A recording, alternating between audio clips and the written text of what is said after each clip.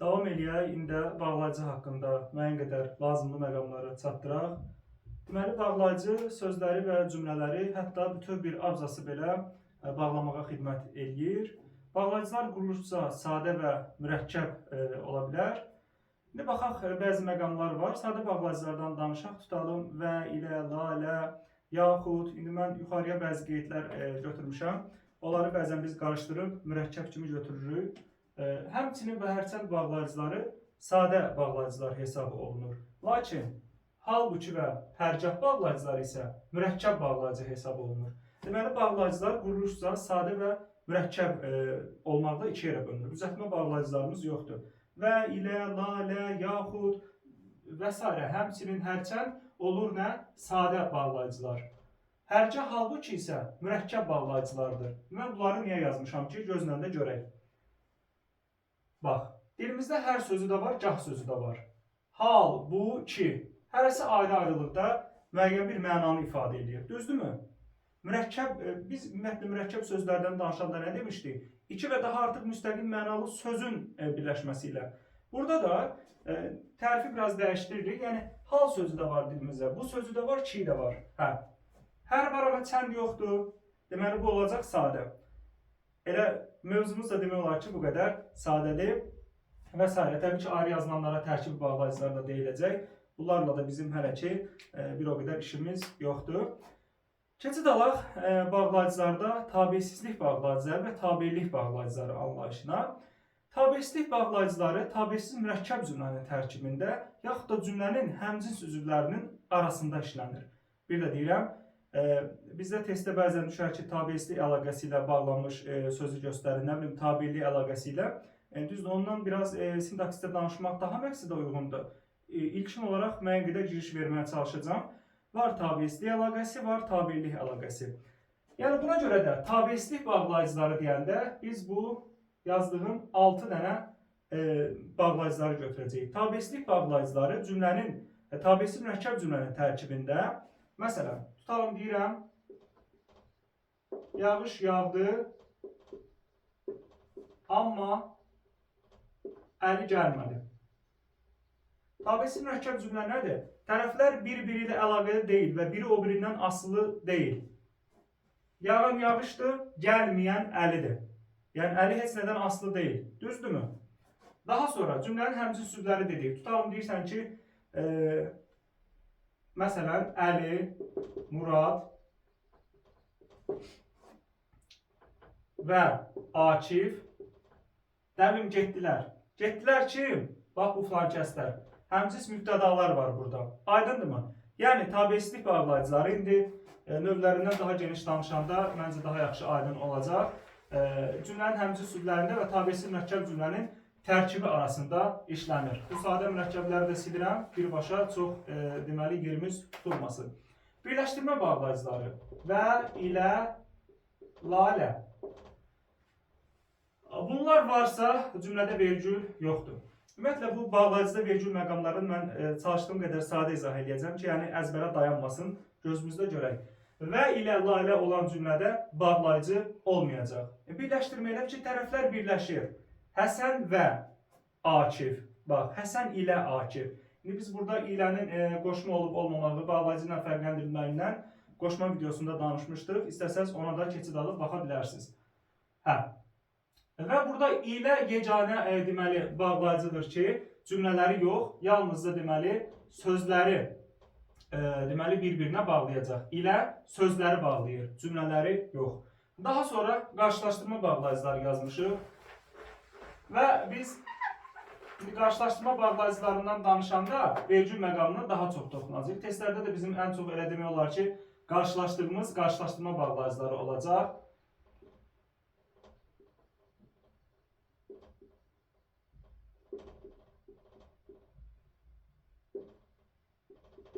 Və s. Amma ancaq, fəqət, halbuki isə və s. Tutalım deyir ki, mən gəldim. Baxın, görün bir dəqiqə video gedir.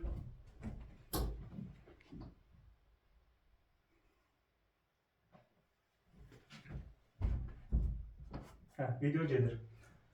Amma, halbuki, fəqət, isə və s. Mən gəldim, amma o gəlmədi. Vergül harda qoyuldu? Özündən əvvəl. Amma, ancaq, fəqət, nə bilim, halbuki, bunlarda vergül özündən əvvəldə qoyulacaq. Özündən əvvəl. Tutalım, mən gəldim, fəqət o gəlmədi. Fəqətdən əvvəl, ammadan əvvəl. İsə isə vergül, deməli, tələb etməyəcək. Bunu yada saxlayın. İsədən əvvəl vergül qoyulmayacaq.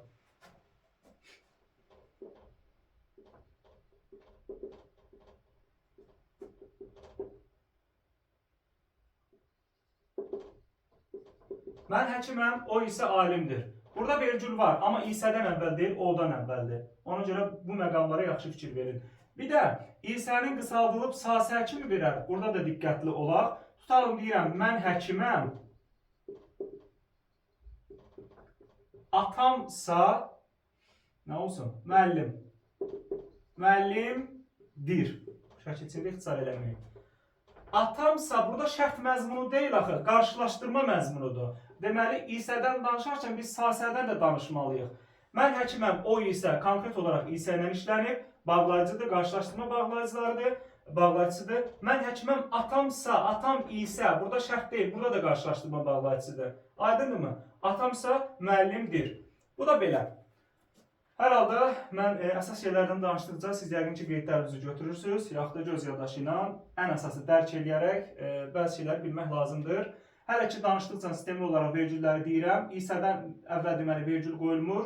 İsədən əvvəl söz olmalıdır ki, o vergül tələb eləsin. Burada isə sasədir vergüllə olan. Yəni, qarışdırmayın. Bölüşdürmə bağlayıcıları. Bölüşdürmə bağlayıcılarında elə ki, tərəflər öz aralarında razılaşır və iki işdən birinin mümkünlüyünü kimsə eləməlidir. Tutalım, deyirəm, ya mən gəlməliyəm, ya o gəlməlidir. Ya da ki, istərsə də, gah da ki, və s. Bunlar bizdə olur nə? Deməli, bölüşdürmə bağlayıcıları. Bölüşdürmə bağlayıcılarında mənə elə gəlir ki, vergül tapmaq bir o qədər də çətin deyil. Keçid alaq iştirak bağlayıcılarına. İştirak bağlayıcıları da,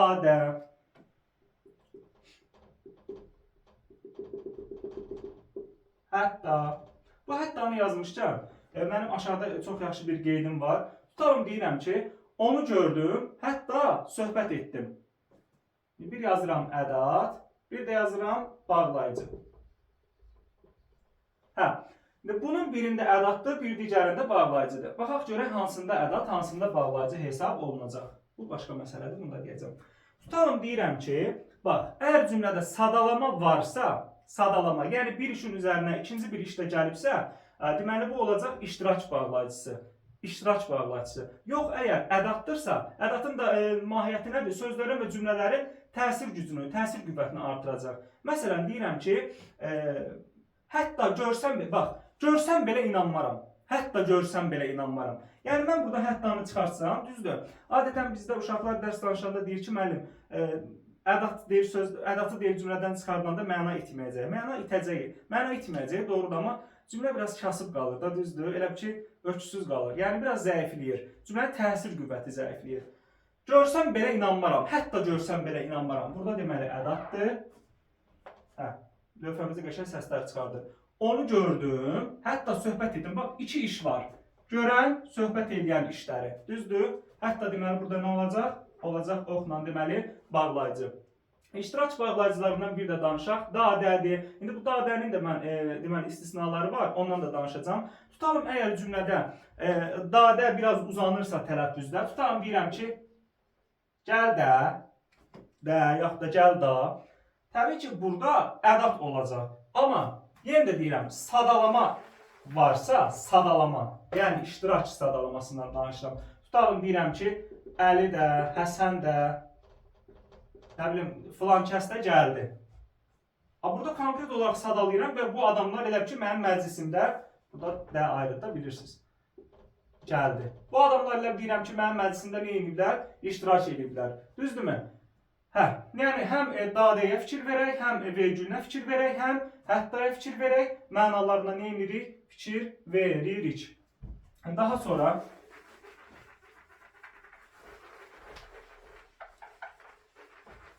Yazmışıq biz, deməli, inkarlıq bağlayıcıları. Deməli, bunları da silirəm. İnkarlıq bağlayıcıları çox rahatdır. Nə də ki. Bunlar bizdə olur inkarlıq bağlayıcıları. Və biz inkarlıq bağlayıcılarından danışarkən yadda saxlamalıyıq ki, inkarlıq bağlayıcısı ilə verilən deməli sözün xəbəri təsdiqli olmalıdır. Tutalım. Nə qız danışır,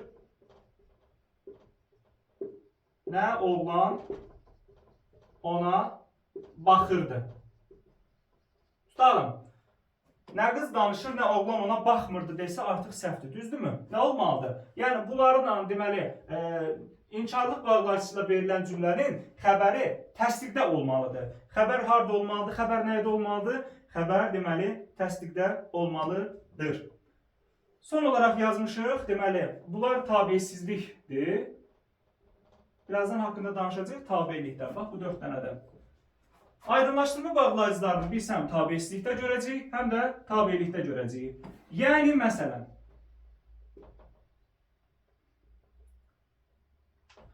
məsələn varsa tabeysizlikdir, ki belə ki varsa tabelikdir, onu birazdan danışarıq haqqında. Yəni məsələn harda işlənir? Yəni məsələn cümlə üzvünün əlavəsində işlənə bilər, aydınlaşdırma məqsədi ilə işlənə bilər. Tutalım deyirəm ki,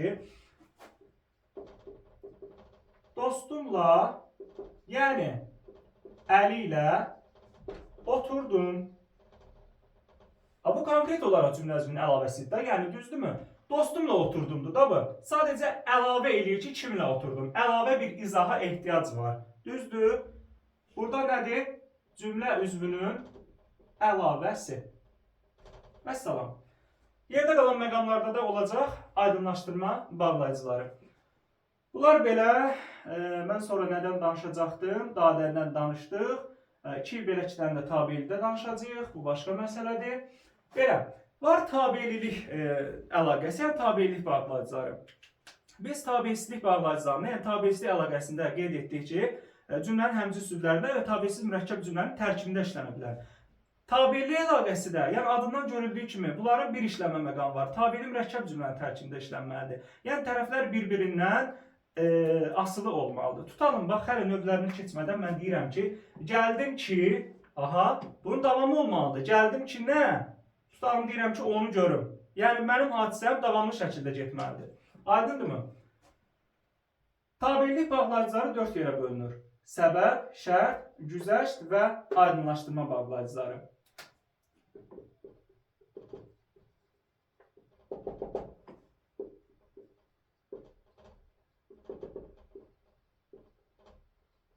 Tamam, gəlin mən əvvəlcədən danışardım sistemli şəkildə, eybi yoxdur.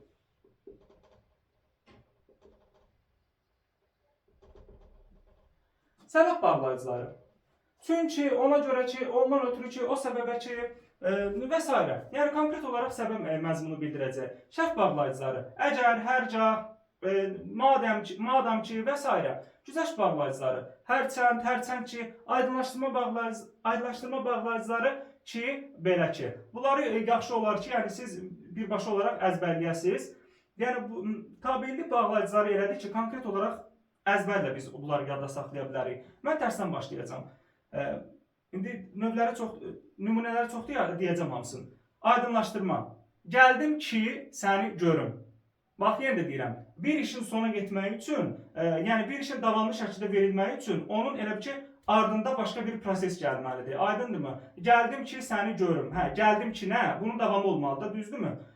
Belə, güzəşt bağlayıcıları. Tutalım, deyirəm ki, mən danışırdım, hərçənd ki, o məni dinləmirdi. Aydındırmı? Yəni, qarşı tərəf elə ki, nədənsə müəyyən qədər görsən, xoşa gəlməz bir hərəkətləri var, ona qarşı müəyyən bir güzəşt eləyirsən. Şərt bağlayıcıları. Əgər, hərca, indiki, madəm ki, bir halda ki və s. və s. Bu da bizdə oxşayacaq şərt şəklinə, onu da qarışdırmayaq. Səbəb bağlayıcılarını da mən artıq növlərini qeyd etmişəm. İstəyirəm ki, burada bəzi deməli məqamlara toxunaq. Tutalım, deyirəm ki, nə var, nə yox. Bir də deyirəm ki, nə istidir. İndi burada da bir var ədatımız, bir də var nə? Bağlayıcımız. Hansında ədət, hansında bağlayıcı olar? İstidir, nə istidir? Burada təbii ki, ədatdır. Bağlayıcı nədir? Burada təbii ki, ədatdır. Amma digərində olacaq əvəzlik. Nə var, nə yox. Doğrudur. Bu məqamları da biz deməli qarışdırmayaq. Hə, tutalım bura yazmışam ki, deməli ədat və bağlayıcı kimi. Düzdürmü? Lövhəmizdən də maksimum şəkildə faydalanmaq istəyirik. Əgər cümlədə, bu bir dənə fikrimi toparlayım. Özündən əvvəl cümlə başlamırsa, burada ədatdır. Tutalım deyirəm ki, mən ki gözəl deyildim. Mən ki gözəl deyildim. Ki'dən əvvəl mən gəlir. Bu bir cümlə deyil. Amma baxın. Gördüm ki gəlirsən. Mən də gəldim. Gördüm ki gəlirsən. Mən də gəldim. Siz bilirsiniz ki, cümlə bir sözdən ibarət ola bilir. Deməli, ki'dən əvvəl cümlə gəlirsə bağlayıcıdır. Ki'dən əvvəl yalnızca söz gəlirsə bu ədatdır. Baxın, özdə ədatla olanda vergüllə işlənə bilməyəcək. Daha sonra biz nədən danışmalıyıq? Bağlayıcılardan belə. Yəni, bağlayıcılarda vergül məqamı, bağlayıcılarda və s. məqamı. Mən baxıram nümunələrdən də yenə mənim yadımdan nəsə çıxmasın. Şərt bağlayıcıları vergülsüz işlənir. Bir dənə onu da yadımıza salaq, tazələyək beynimizi. Orada elə də bir şey qalmayacaq. Məsəl üçün, bax yazmışam, şərt bağlayıcıları vergülsüz işlənəcək, yerdə qalanlar da vergüllə işlənəcək. Bir də bu, məsəl üçün, iştirak bağlayıcılarında və s. bir şey qeyd etməyi unutmuşam deyəsən. Tutalım, siz cümləyə baxırsınız. Mən də, Əli də, Akif də getmədik. Mən də, Əli də, Akif də. Bax, görürsən, konkret olaraq sadalamadır. Burada vergül olacaq, bax. Mən də, Əli də, Akif də getmədik. Sonuncudan əvvəl hamısında vergül var. Aydındır. Amma yox, təbii ki, bu dadə bağlayıcı məqamında yekun kimi bir dənə işlənirsə, təbii ki, nə özündən əvvəl, nə də ondan sonra biz vergül işarəsini qoymayacağıq. Vəssalam şüd tamam deməmişdən öncə, yəni bağlayıcısı da yenə sual ədatının tərkibində işlənə bilər. Məsəl üçün, biz yazmışıq ki, yəni, məsələn, həm aydınlaşdırma bağlayıcısıdır, həm də sual deməli, sual ədatının köməyi, yəni içərisində işlənə bilər. Məsələn, deyirəm ki,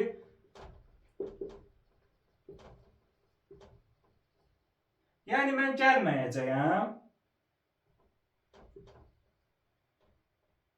Gəlməyəcəyəm.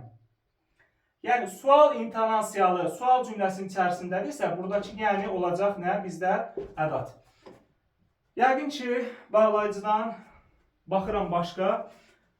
Baxıram. Yox. Hər şey demək olar ki, demişik, danışmışıq. Bağlayıcının da izahı bu qədər. Yəni, mən sadəcə sizə maksimum dərəcədə biraz faydalı məqamları çatdırmağa çalışıram. Ən lazımlı məqamları çatdırmağa çalışıram. Siz ümumiyyətlə Azərbaycan dilində, istərsə də ədəbiyyatdan, yəni çalışın ki, hər hansı bir mövzunu öyrənməmişdən öncə həmin mövzuya aid müəyyən qədər məlumatınız olsun, haradansa bir şeylər oxuyun, daha sonra gəlin bu izahlara baxın, öz qeydlərinizi götürün, çıxardın, aparın və sizin üçün ən lazımlı məlumatları biz də vermiş olaq. İzlədiyiniz üçün təşəkkür edirəm, sağ olun.